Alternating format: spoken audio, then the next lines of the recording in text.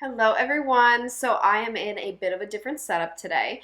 I decided that I was feeling using the natural light and kind of using the rest of the room again. I know you guys have seen the last few months that I've been up against that closet behind me with the studio lights and everything. But there's something about the natural light and just this setup that I really love. So I would actually love if you could comment down below which is your favorite setup. Do you like the natural light and the kind of bigger background like this, or do you prefer the closet background with the studio lighting? Let me know. Today I am going to be going over the essential makeup brushes for your pro kit or personal collection. So this works both if you are a pro looking for great brushes that you can have multiples of, or if you're looking for the next best brush to add to your collection. So first I want to talk about, I keep all of my brush sets in my kit in these adorable little plastic baggy kind of situations. So these are actually little pencil bags, like if you were to have, you know, a little pencil kit in your backpack for school. And I got, I believe it was a 24 pack off Amazon for probably 12 bucks. Not expensive. And every so often they do break, or I'll lose the little clasp here, or there's a hole or something, so then I just throw it out and I replace it with one of the other ones. But overall, this is a great alternative to using one-use plastic baggies, so it's a little bit better for the environment, and it also is easily cleanable and sanitizable. Is that a word? You can sanitize it easily. So whenever I clean my brushes, I clean these too. So I use the antibacterial dish soap to get in there and get all the nasties out, and then I'll also use the 70% isopropyl alcohol to sanitize. I'll link these down below. These are one of my staples that I actually featured in my Amazon must-haves video last year as well. Primarily this is just for my pro kit and easy storage and separating each brush set on its own, as I do have 8 complete brush sets. I'm going to start with face brushes. The first brush is this Duo Fiber Tapered brush, and I really like to use this to apply powder. So instead of having a huge powder brush, this still has some fluff to it, but it's also pretty dense. So it's going to pick up the powder and put it exactly where I want it to go on the face, but I can also use it to blend things out like blush and contour. Next is a standard flat foundation brush. This essentially is what I use to apply moisturizer and any kind of skincare products that I'm putting on before the base. I don't actually apply foundation with this brush. It's not my favorite way to apply foundation, but it's primarily for skincare. Next, I have this other Duo Fiber brush, and this is going to be to blend out the foundation. So this is how I will apply traditional foundation. I'll kind of dot it all over the face and then blend in circular motions. Or if I'm applying airbrush foundation, I'll go in with the airbrush, get it all over the face, and then I'll use this just to kind of blend it in a little bit more, get it really into the skin. I find that if I do this step, the airbrush foundation looks a bit more natural and less caked on and all that good stuff, rather than if I just put the airbrush foundation on and let it set itself. Next, I have a pretty standard blush brush here. It is not angled, it's just a domed regular blush brush, nice and fluffy, nice and soft, and a good size for the cheeks. It's just for applying blush, pretty standard. Next, I have this blending brush for concealer. This one specifically is the Morphe E8, but I will give a disclaimer here that all of my brush sets are not necessarily the identical brushes in each set.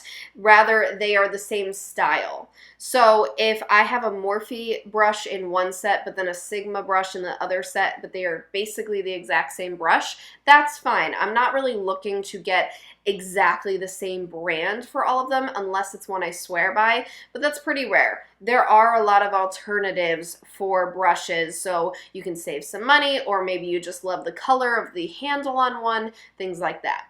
Anyways, so this is a nice fluffy brush. It's too big for the eye, as you can see, but this is really nice for blending out concealer, especially under the eye. So I have them look with their eyes up, and I just kind of blend, I pat and I wipe, and it blends it perfectly. Even on the rest of the face, if I'm concealing a pimple or anything, I'll put it on with a concealer brush, and then I'll kind of dab this just to blend it out ever so slightly. Next is this nice fluffy highlight brush.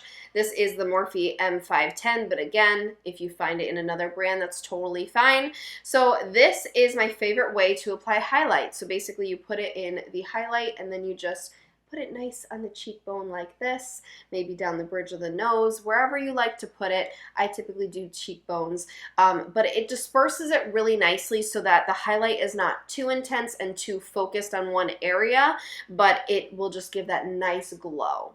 Those were all the face brushes. Now we're going to go into the rest of the brushes, which include eyes and lips. The first brush is this medium-sized blending brush.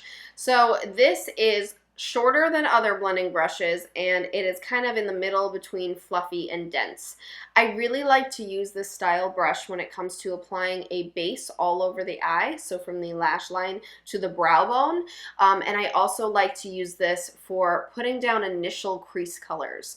So if I have like a lighter brown or something and I'm putting it, I just kind of want it to be focused in the crease, but also a little bit diffused, but not completely blended yet. That's what I use this for. Moving on to another blending brush. This is a taller blending brush, okay? So it's skinnier and taller and a little bit more dense. And this I really like to use to blend those crease colors out better. So once the crease colors are laid down with that first brush, I like to go in and buff it out with this one. I like to buff out the edges so it's not too stark, and I like to kind of blend colors together with this one. As far as eyeshadow placement, I always use a traditional Eyeshadow C brush, so it is in the shape of a C like this, and it's pretty dense.